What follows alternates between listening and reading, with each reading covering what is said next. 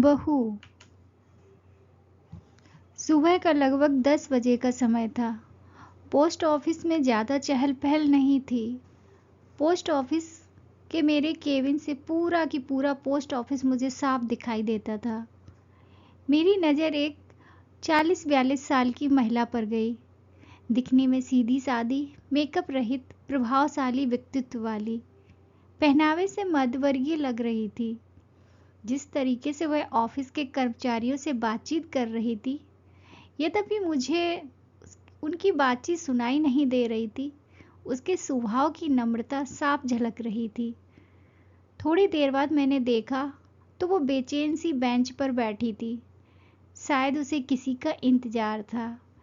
इतने में post office की एक एजेंट आई। उस महिला ने एजेंट से कुछ बात की और एजेंट ने अंदर आकर मुझसे पूछा, सर, इनकी आरडी मैच्योर हो गई है, लगभग 9,000 की रकम है, लेकिन शर्मा जी कह रहे थे कि अभी कैश नहीं है, 11 बजे बैंक खुलने पर ही पेमेंट हो सकता है। सर, मैंने पार्टी को बताया था कि मैं उनका पेमेंट जल्द ही करवा दूंगी।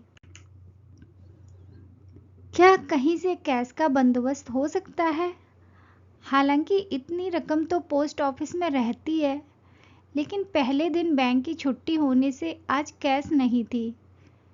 मैंने शर्मा जी को बुलाकर उनसे बात की, लेकिन उन्होंने कैश उपलब्ध न होने की बात ही दोहरा दी। एजेंट से उस महिला को 11:30 बजे तक इंतजार करने को कहकर मैं अपने काम में व्यस्त हो गया, क्योंकि बैंक खुलने के बाद कैश लाने में भी आधा घंटा तो लगेगा ही। थोड़ी देर बाद मैंने देखा कि एजेंट तो जा चुकी है, पर वो महिला बड़ी बेसब्री से कैश लाने वाले लड़के का इंतजार कर रही है। 11:35 को वो महिला लगभग रुआसी होकर मेरे केबिन में आकर कहने लगी, सर, मेरी बुजुर्ग सास जो कि 85 साल की है, उनके खाने का समय हो रहा है। मुझे उन्हें समय पर खाना खिलाना है। कैश आने में और कितना समय लगेगा? अब लड़का आता ही होगा।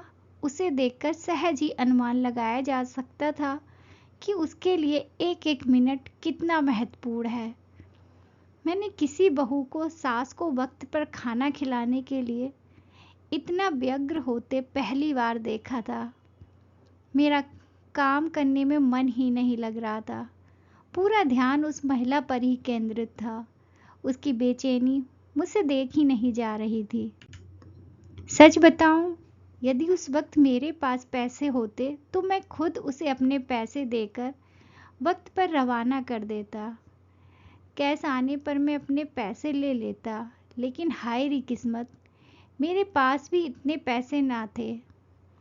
मैंने उसे बुलाकर कहा, आप यहाँ पर हस्ताक्षर कर दीजिए ताकि कैश आने पर आपका उतना वक्त भी बचे। उसने हस्ताक्षर कर दिए और बेंच पर जाकर बैठ गई। 11:45 हो गई, लेकिन लड़का नहीं आया। अब उसका धैर्य जवाब देने लगा। वो मेरे पास आकर कहने लगी, सर, मैं अब और इंतज़ार नहीं कर सकती। मेरा घर भी दूर है, खाना बनाने में भी वक्त लगेगा। मैं कल आकर कैश ले जाऊंगी। देखिए, आपने फॉर्म पर हस्ताक्षर कर दिए हैं, इसका मतलब है कि आपको कैश मिल गई है, अतः कैश तो आपको अभी ही ले जानी होगी। अब वो कुछ ज़्यादा ही परेशान हो गई। 11:55 को वो फिर मेरे पास आई। माफ़ कीजिएगा, मैं और इंतज़ार नहीं कर सकती। मैं जा रही हूँ। मुझे मेरी सास को वक्त पर खाना खिलाना है, चाहे इसके लिए मेरा इतने रुपयों का नुकसान ही क्यों ना हो जाए। और वो सचमुच में चली गई। मैं और मेरा पूरा स्टाफ भौचक्का होकर उसे जाते हुए देखता रह गया। मेरी पोस्ट मास्टर की नौकरी में यह पहला केस था जिसमें ग्राहक को पैसे से ज़्यादा अपनी सास को खाना खिलाने की पड़ी थी। एक मध्यवर्गीय बहू जिसके लिए 9,000 रुपये बहुत मायने रखते हैं। पूरे 12 महीने थोड़े थोड़े पैसे जमा कर कर उसने ये राशि जुटाई थी। इतनी सहजता से पैसे छोड़कर कैसे जा सकती है? हम सभी को यह बात हजम ही नहीं हो रही थी। आजकल ही नहीं तो प्राचीन काल से ही सास बहू का रिश्ता एक ऐसा रिश्ता कहलाता है जिसे जिस जैसे ना चाहते हुए दोनों ही निभाती हैं। आए दिन हम सास बहू के अनबन के किस्से पढ़ते सुनते रहते हैं। थोड़े दिन पहले ही मैंने न्यूज़ में एक वीडियो देखा था जिसमें एक बहू अपनी बीमार और बुजुर्ग सास को पति की गैर मौजूदगी में खूब मारती है। ऐसे में मुझे अपने कानों पर, अपनी आंखों पर विश्वास ही नहीं हो रहा था कि ऐसी भी कोई बहू हो सकती है जो सिर्फ सास को वक्त पर खाना खिलाने के लिए।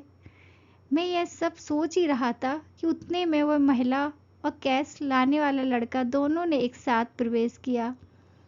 हुआ ये कि जैसे ही वो महिला बाहर गई, वैसे ही उसे लड़का आते हुए दिख गया। हमने जल्दी से उसे कैश देकर रवाना किया। मुझे और मेरे पूरे स्टाफ को ऐसे लग रहा था कि जैसे हमने उस महिला को कैश सौंपकर बहुत बड़ा काम किया हो। अभी भी जब वो घटना याद आती है, तब आंखों देखी घटना होने के बावजूद भी विश्वास कर पाना कठिन होता है कि क्या ऐसी भी कोई बहू हो सकती है। Thank you. अगर आपको हमारी ये कहानी पसंद आई तो please like, share and subscribe ज़रूर कीजिएगा ताकि मैं आपको और अच्छी अच्छी कहानियाँ सुना सकूं।